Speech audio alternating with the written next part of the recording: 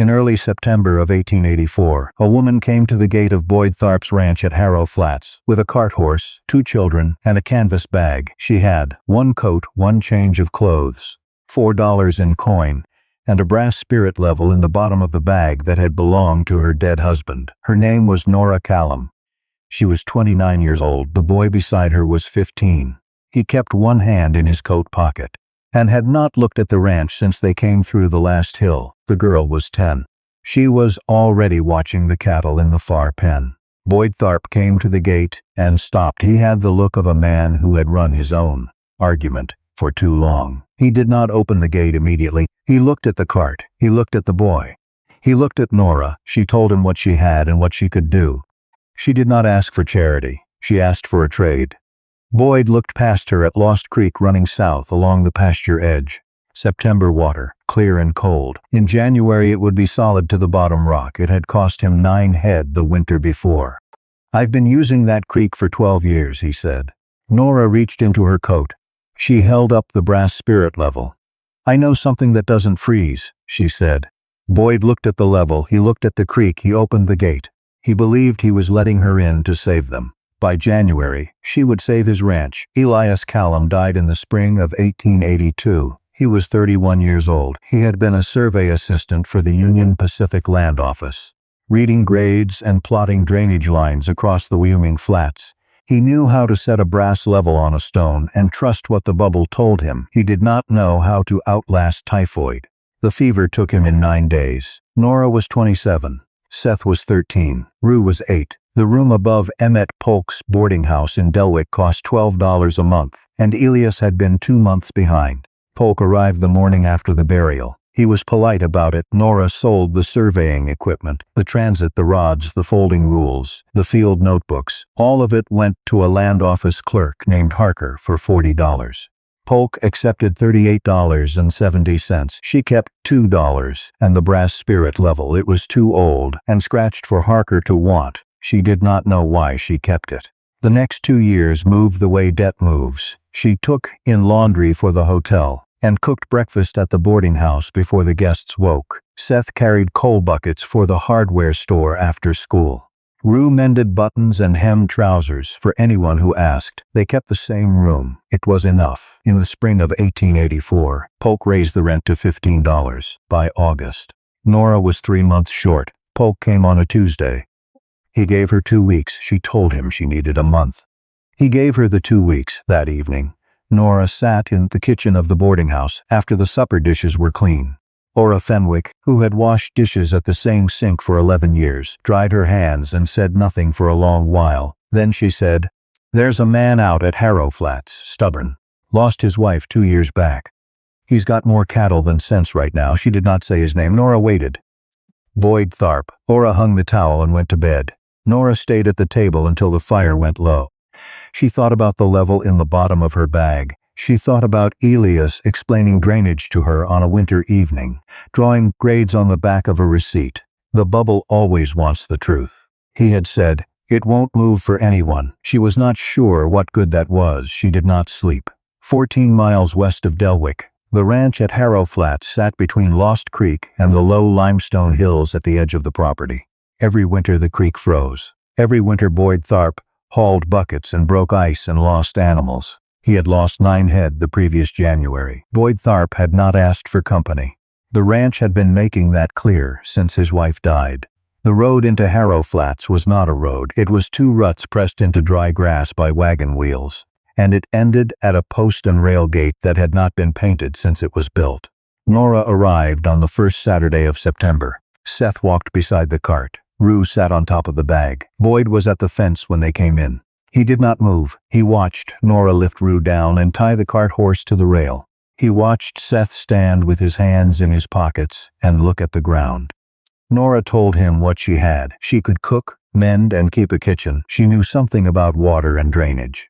She was not asking for charity. Boyd looked at the cart. He looked at Seth. He looked at Nora. "I've been using that creek for 12 years, he said. "Yes," Nora said, "and lost 9 head last winter." Boyd said nothing for a long time. The wind came off the limestone hills and pressed dust across the yard. "Help with the house," he said finally. "Your kids won't go hungry." He turned and walked to the barn. The house had 3 rooms and a lean-to for wood. The kitchen window faced west, toward the hills. The bedroom given to Nora and the children had a rope bed frame and a wool mattress that smelled of cedar. Seth did not look at the mattress. He put his bag in the corner and went outside. Rue found 2 calves in a side pen behind the barn. One was thin and would not stand. She sat with it for an hour before supper. Nora took stock of the kitchen. The flour barrel was half full. Dried beans, salt pork, 3 tins of lard. The stovepipe had a cracked joint at the elbow. She wrapped it with damp cloth strips and left it to dry. That evening she set 3 plates. Boyd came in without looking at the extra setting. He sat, he ate, he left. Nora put the dishes in the basin. She hung her coat on the peg beside the door. There were 2 pegs. The other one was empty. The next morning, she walked the property. She started at the creek. Lost Creek ran south along the lower pasture edge. In September, it was clear and cold. She crouched and put her hand in, colder than she expected. She followed the creek north until it curved west. Beyond the curve, a low ridge of limestone pushed up through the grass. Below the ridge face, on the downhill side, the soil was darker. Wet, she pressed her palm flat against the surface. It was warmer than the air. She pressed harder. The warmth held. She brought her face close to the ground. Iron. Clean iron. Not mud, not rain. The smell of water from deep in rock. A seep, the stone was bleeding water. She stood and looked downhill. The barn sat 220 feet below. The slope was gradual, uneven, but it was there. She looked back at the seep, then down at the barn, then at the seep again. Boyd came up behind her. She had not heard him. "That ground's been wet for as long as I've owned it," he said. "Just seeps through. Water doesn't lie about where it wants to go," Nora said. Boyd looked at the wet soil. "What are you thinking?" It was not a question. "That water is warm underground," she said, "and cold above it. And you're losing cattle in January because your water source is above." She reached into her coat and brought out the brass level. She set it on a flat stone at the base of the ridge. The bubble drifted slowly to center. Boyd watched. 2 degrees, she said. "Maybe a little more. Enough. Enough for what? Enough to move water from here to the barn without a pump." Boyd looked at the limestone hill for a moment. Then he walked back toward the yard. That was close enough. Over the following week, small things shifted. Boyd left the barn door unlatched each morning so Seth could move between buildings without knocking. He did not tell Seth to do this. Seth began checking the water trough before breakfast. He did not say he was doing it. Rue's thin calf stood up on the 3rd day. She reported it to no one. Boyd noticed the next morning. He split extra wood on Saturday. Nora found it stacked beside the kitchen door. She left the second coffee mug on the table. The wet patch on the hillside had sat there for 4 years. Boyd had walked past it every week. Nora stopped. She started on Monday. The first job was the hole. Seth worked the mattock while Nora broke the surface with a pick. The limestone hardpan began at 14 inches and ran deeper. But the seep came from a fault in the rock face, not from below. She moved the position 8 feet south along the fault line. The soil there was softer. Darker, they dug to 38 inches. The frost line for the Laramie Basin ran to 36 inches. Elias had noted it in his field book years before, and Nora had copied the entry by hand before selling the originals to Harker. 36 inches for the basin. She added 2 for safety. Boyd watched from the slope above for the first hour. Then he came down with a second mattock and dug without speaking. By the end of the 2nd day, the hole was done. The walls went up next. The limestone hills at the edge of the property had split rock lying loose along the base. She chose the flattest pieces, 8 to 12 inches wide, 3 to 4 inches thick. Granite would have held better, but limestone was here, and limestone would serve. The walls went up dry, no mortar, no clay. Each stone placed so the next could bridge the joint. Nora worked inside the hole, selecting stones and handing them up to Seth. Boyd lowered them down to her. She fit the walls against the back of the fault, leaving a gap of 6 inches between the stone and the rock face. That gap was where the water would enter. Seth watched her work. On the 3rd afternoon he said, "Why not just let it run? If it runs open, it freezes in December, and if it's in the box. The ground doesn't freeze at 38 inches. The box stays warm. 38 degrees. Maybe 40. Seth looked at the walls. All winter? All winter. He picked up the next stone without comment. The overflow pipe came from Delwick on Friday. Boyd drove the cart in Thursday and returned with 20 feet of 1.5-inch iron pipe in 2 sections, a threaded coupling, and a collar fitting. He did not say what it cost. Nora set the pipe on a flat stone beside the hole and brought out the brass level. She rested it along the top of the pipe. The bubble moved left. She shimmed the near end with a wedge of limestone chip. The bubble drifted right. She added a thinner chip. The bubble settled just left of center. 2 degrees, she said. No more. No less. You give it more, it runs too fast and cuts the stone. You give it less, it sits and freezes. Seth was watching. He took the level and held it the way she had. The bubble moved right. He shimmed the other end. The bubble came back towards center. He handed her the level without a word.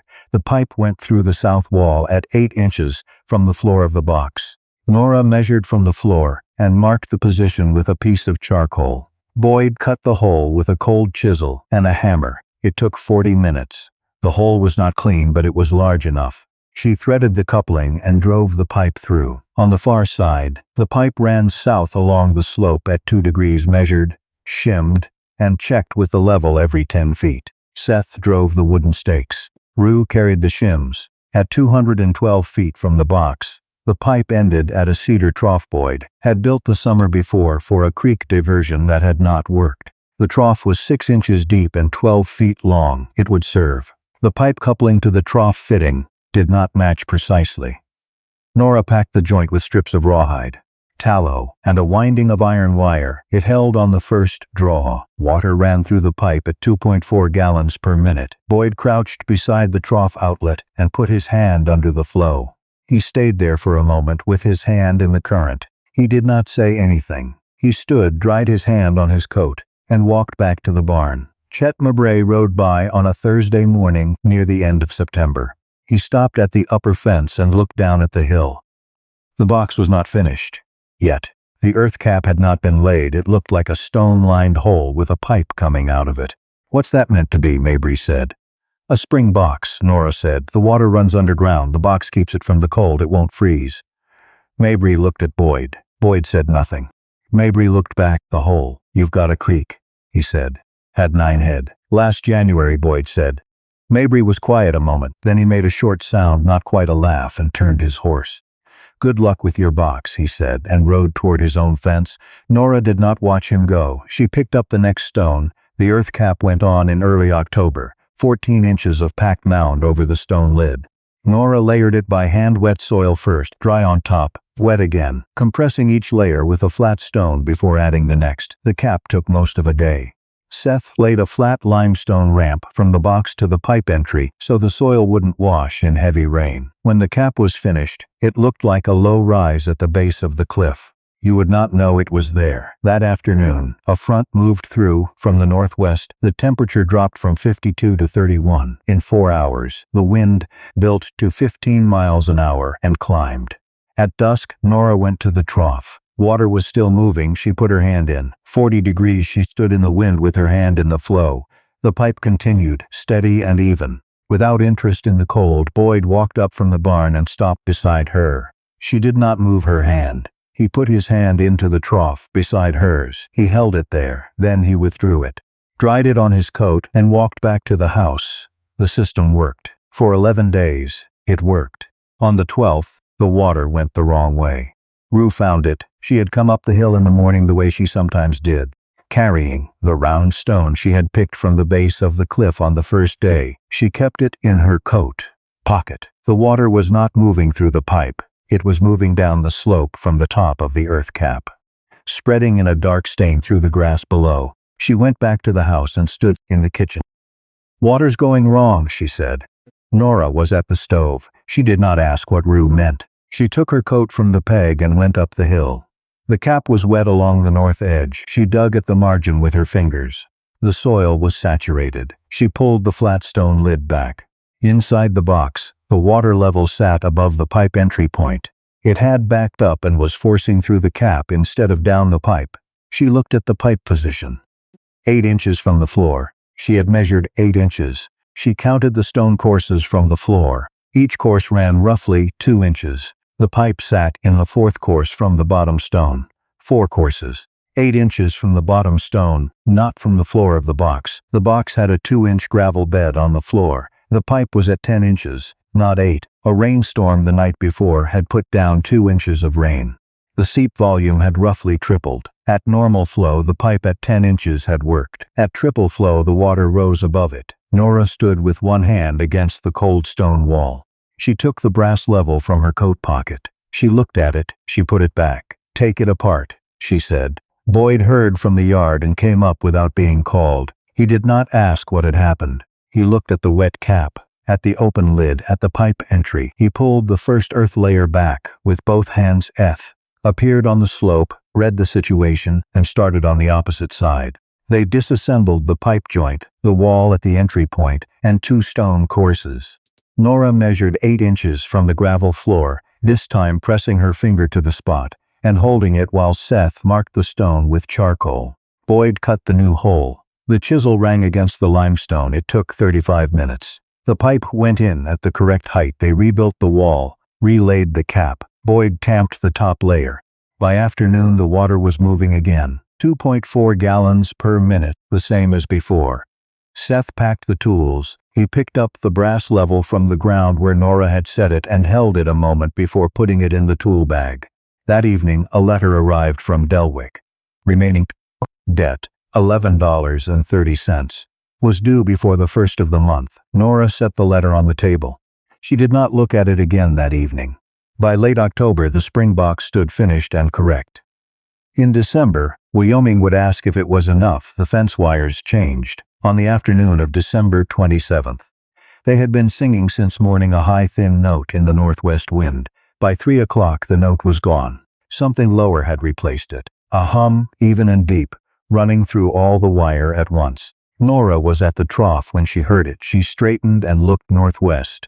The sky was pale there, pale in a way that had nothing to do with the hour. She went inside and told Seth to bring the extra hay in from the stack. All of it. Boyd was already moving when she reached the barn. He had checked the sky twice that afternoon. Feed was distributed. The stock gate was closed. "Storm," he said, "tonight." She said. He nodded. Seth made 3 trips from the haystack, carrying bales on his back. Rue kept the calf pen gate from banging in the gusts. Nora packed the pipe joint at the trough with an extra winding of iron wire and checked each cedar cover on the trough run. At the 10-foot mark from the barn, the cedar cover had split since October. She replaced it with a board from the lean-to at 7. In the evening, the chimney smoke stopped rising. It moved flat across the roof and spread east. Boyd added 2 logs to the stove. At 9, all 47 cattle moved on their own to the southwest corner of the barn. Boyd stood in the door and watched them settle. He latched the door at 11. The first wall of the storm reached Harrow Flats. The wind struck the north wall like a falling tree, then again. Then again the windows went white in 4 minutes. Snow did not fall. It moved sideways, horizontal, and built against anything that stood. The temperature dropped 18 degrees in 1 hour. Boyd went to the barn at midnight. He tied a rope to the porch post and walked it to the barn door. All 47 head were in the southwest corner. He counted them twice. He moved to the trough. Water was moving. He put his hand in. 39 degrees. He stood there with his hand in the moving water, while the wind pushed at his coat from 3 directions. Then he went back to the house. At 2 in the morning, Nora woke to a sound she could not name. Not the wind. Something else. She pulled on her coat and boots and took the lantern to the kitchen. She looked at the door. She went outside.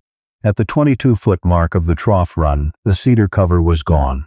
The wind had taken it. 6 inches of row and straw insulation sat open to the dark. She held the lantern low. Ice crystals were forming on the outer straw surface, not frozen through. Moving that way, she set the lantern in the snow and went to the lean-to. She came back with 2 empty feed sacks and pressed them against the open section, pushing the straw down beneath them. She needed weight. Back to the lean-to. 2 stones from the wall corner. She set the stones on the sacks. They held. She checked the trough. Water was still moving. She stood in the barn door for a moment. The lantern threw yellow light on the snow. The wind pushed steadily. Beyond the light, nothing. She went back inside. Seth found the missing cedar board at first light. It had blown 40 feet east and lodged against the fence post. He brought it back and nailed it over the patched section with 4 nails. He did not comment on the stones and sacks he found there. Boyd came out at dawn and walked the full trough run, tapping each cover. At the repaired section, he looked at Seth's 4 nails. More straw next time, he said. Seth nodded. Lost Creek was silent on the second morning, not frozen at the surface. Frozen through. The ice had gone to the bottom rock. You could stand on it without it moving. The temperature was -22 degrees. The wind held at 47 miles per hour from the northwest. Nora went to the trough at 8 o'clock, 2.4 gallons per minute. She put her hand in. 38 degrees, all 47 head were alive. On the morning of the third day, Chet Mabrey's cattle began to die. His water source was Lost Creek, the same creek 400 yards upstream on his property. The creek there had frozen on the first night. His hired man had broken the ice with a maul. But by the second morning, the hole they'd opened refroze in 90 minutes. 7 animals were down by noon, 2 more by dark. On the morning of the 5th day, the storm broke. The temperature was still -8, but the wind had stopped. Mabrey drove his wagon to Boyd's fence line. He stepped down with his hat in his hand. Boyd came out from the barn and stopped. Mabrey said, "I've got 9 down. Maybe 10. Boyd looked. "I could use water." Boyd looked toward the house. Nora was at the kitchen window. She had watched Mabrey come through the gate from inside. Boyd looked back at Mabrey. "Come through," he said, and opened the gate. Mabrey drove to the trough. He filled 4 barrels. Nora came out and showed him the second extension along the south fence, the one Seth had added in November.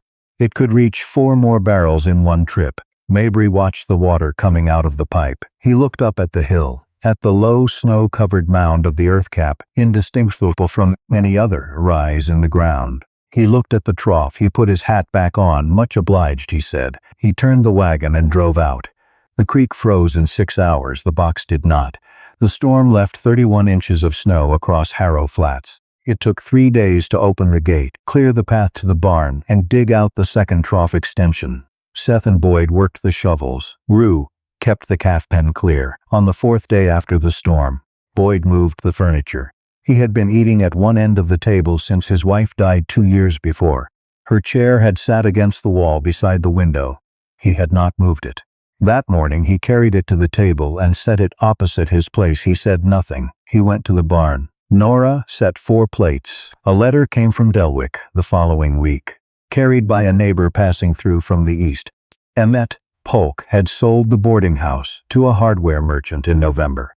The remaining debt, $11.30, had been absorbed into the sale. Polk had been settled. Nora read the letter twice. She set it beside the lamp. She did not pick it up again. Mabrey returned on a Tuesday in late January with a load of cedar planks on his wagon. He drove to the barn, stepped down, and began unloading without being asked. "For the trough cover," he said. Boyd helped carry the planks. No one mentioned the water. No one mentioned the 9 head he had lost, or the October morning he had ridden past and made a short sound at the stone-lined hole on the hill. They stacked the planks in the lean-to. Mabrey drove home on a Saturday near the end of January. Nora came out of the kitchen to find Seth at the trough run with the brass level. He was checking the slope on the section Mabrey had helped rebuild. He held the level flat on the cedar board. Eye level, waiting for the bubble to settle. The bubble moved left. He slid a thin shim under the near end. The bubble came to center. He picked up the level and turned to find Nora standing behind him. He did not explain what he was doing. Nora held out her hand. He looked at the level. "Keep it," she said. Seth looked at it for a moment. He put it in his coat pocket. He picked up the next board. That afternoon, Rue climbed the hill to the spring box. She had not been up since before the storm. The earth cap was intact. Snow had buried the mound, but the ground beneath had not moved. She brushed the snow from the flat marker stone at the top. She reached into her coat pocket and took out the round stone, the one with the white spiral vein she had found at the base of the cliff on the first day. She set it on the marker. She looked at it for a moment. Then she went back down the hill. The spring box stood beneath the snow, working at 39 degrees, unaware of January. The water ran from the hill to the barn in 2 minutes and 40 seconds, at 2.4 gallons per minute, the way it had since October, the way it would until the ground told it otherwise.